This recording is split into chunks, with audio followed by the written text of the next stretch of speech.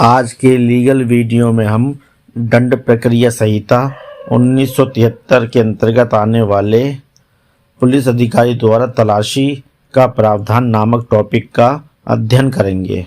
तो चलिए शुरू करते हैं। प्रश्न ये पूछा जाता है कि पुलिस अधिकारी द्वारा तलाशी लिए जाने के संबंध में दंड प्रक्रिया संहिता में क्या प्रावधान है। इसका उत्तर देख लेते हैं। दंड प्रक्रिया संहिता में तलाशी शब्द परिभाषित नहीं है। सामान्यतः तलाशी से तात्पर्य किसी पुलिस अधिकारी द्वारा या न्यायालय द्वारा प्राधिकृत किसी व्यक्ति द्वारा किसी व्यक्ति या वस्तु को खोजना जो विधिक रूप से संगत हो तलाशी कहलाती है। तलाशी में संहिता में तलाशी से संबंधित दो प्रकार के उपबंध हैं। नंबर 1 वारंट द्वारा तलाशी, नंबर 2 बिना वारंट द्वारा तलाशी। सबसे पहले जो है वारंट द्वारा तलाशी, इसे देख लेते हैं। सामान्यतः तलाशी के लिए संबंधित मजिस्ट्रेट से तलाशी के लिए वारंट प्राप्त करना चाहिए। तलाशी वारंट सक्षम न्यायालय या दंडाधिकारी द्वारा पुलिस अधिकारी को दिया गया लिखित प्राधिकार है, जिसके द्वारा पुलिस अधिकारी किसी स्थान पर किसी विनिर्दिष्ट वस्तु या दस्तावेज की जो किसी व्यक्ति ने गलत ढंग से निरुद्ध किया है खोज करना है। संहिता में वारंट द्वारा तलाशी से संबंधित निम्नलिखित प्रावधान है। नंबर 1 वारंट कब जारी किया जा सकता है, जिसे धारा 93 में बताया गया है। नंबर 1 पे दे रखा है जहां किसी न्यायालय को यह विश्वास करने का कारण है कि वह व्यक्ति जिसको धारा 91 के अधीन समन या आदेश या धारा 92 की उपधारा 1 के अधीन अपेक्षा संबोधित की गई हो या की जाती है और वह व्यक्ति अपेक्षित दस्तावेज या चीज़ पेश नहीं करता है, अथवा नंबर 2 जहां ऐसी दस्तावेज या चीज़ के बारे में न्यायालय को ज्ञात नहीं है कि वह किस व्यक्ति के कब्जे में है, अथवा नंबर 3 जहां न्यायालय ये समझता है कि जांच या विचारण की पूर्ति साधारण तलाशी या निरीक्षण से होगी, वहां न्यायालय तलाशी वारंट जारी कर सकता है और वह व्यक्ति जिसे तलाशी वारंट का प्राधिकार दिया गया है तलाशी ले सकता है या निरीक्षण कर सकता है। नंबर 2 पर है उस स्थान की तलाशी जिसमें चुराई हुई संपत्ति, कूट रचित दस्तावेज आदि होने का संदेह है, जिसे धारा 94 में बताया गया है। यदि जिला मजिस्ट्रेट या उपखंड मजिस्ट्रेट या प्रथम वर्ग मजिस्ट्रेट को सूचना मिलने पर कि किसी स्थान पर चुराई हुई संपत्ति या आपत्तिजनक वस्तु या कूट रचित दस्तावेज रखा हुआ है, तो उपरोक्त मजिस्ट्रेट कांस्टेबल की पंक्ति से ऊपर किसी पुलिस अधिकारी को वारंट द्वारा यह प्राधिकार दे सकता है कि उस स्थान में प्रवेश करे और तलाशी ले। नंबर 3 पर है कुछ प्रकाशनों के संपहरित होने की घोषणा करने और उनके तलिए तलाशी वारंट जारी करने की शक्ति, जिसे धारा 95 में बताया गया है। जहां राज्य सरकार को प्रतीत होता है कि किसी समाचार पत्र या पुस्तक में अथवा किसी दस्तावेज में कोई ऐसी बात प्रकाशित हुई है जो भारतीय दंड संहिता की धारा 124A, 153A, 153B, 293 या धारा 295 के अधीन दंडनीय अपराध है, वहां राज्य सरकार ऐसे समाचार पत्र, पुस्तक या दस्तावेज को संपहरण किए जाने की घोषणा अधिसूचना द्वारा कर सकती है।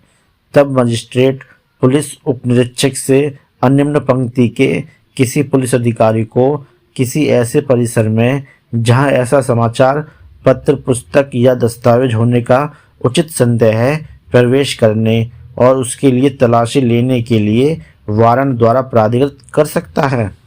नंबर 4 पर सदोष परिरोध व्यक्तियों के लिए तलाशी, जिसे धारा 97 में बताया गया है। यदि किसी जिला मजिस्ट्रेट, उपखंड मजिस्ट्रेट या प्रथम वर्ग मजिस्ट्रेट को यह विश्वास करने का कारण है कि कोई व्यक्ति ऐसी परिस्थितियों में परिरुद्ध है जो अपराध की कोटि में आता है, तो वह तलाशी वारंट जारी कर सकता है।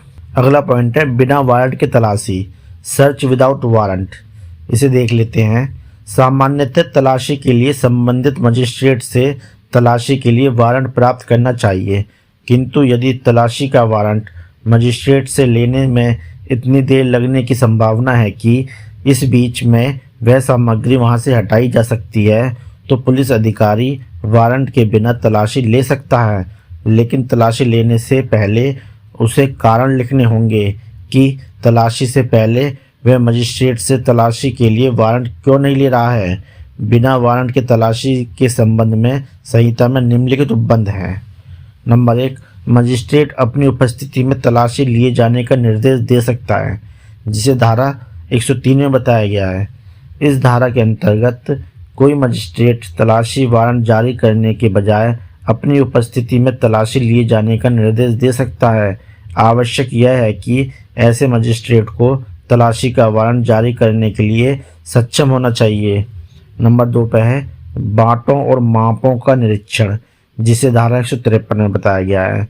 जब पुलिस थाने के बाहर साधक अधिकारी को यह विश्वास करने का कारण है कि उस थाने की सीमा के अंदर कोई ऐसा स्थान है जहां बाट, माप या तौलने के उपकरण खोटे हैं, वहां थाने का बाहर साधक अधिकारी ऐसे बाँटों, मापों या तौलने के उपकरण के निरीक्षण या तलाशी के प्रयोजन के लिए बिना वारंट के प्रवेश कर सकता है। नंबर 3 पे है अन्वेषण के दौरान पुलिस अधिकारी द्वारा तलाशी, जिसे धारा 165 में बताया गया है।